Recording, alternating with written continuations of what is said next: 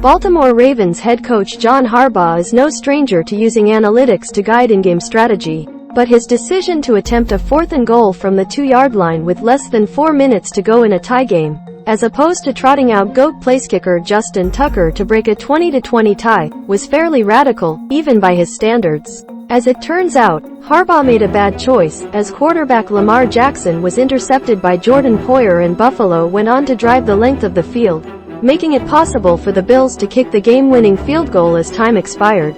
Never mind that Ravens wide receiver Devin Duvernay was wide open in the end zone on the aforementioned 4th and goal. Jackson couldn't get the ball to him in time for an easy catch and score.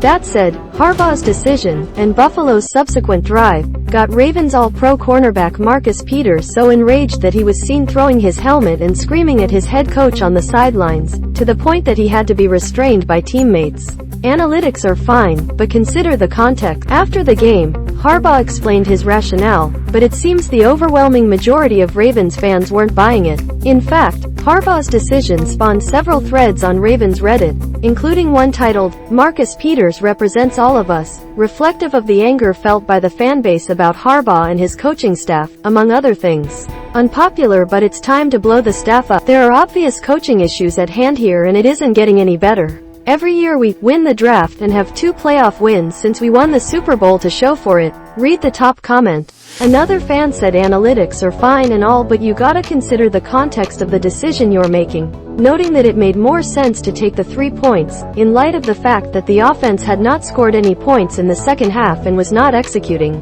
Another thread referenced a scene from Breaking Bad in which the show's Walter White character is seen trying to warn his brother-in-law, Hank Schrader, that men are coming to kill him. The latter thread was more balanced in terms of diversity of opinion, but even there the consensus seemed to be, take the lead and place the burden on Buffalo's offense to come back to tie, or win, the game. It's all love between John Harbaugh and Marcus Peters. The loss aside, there's also the matter of any potential fallout from the sideline confrontation between Harbaugh and Peters.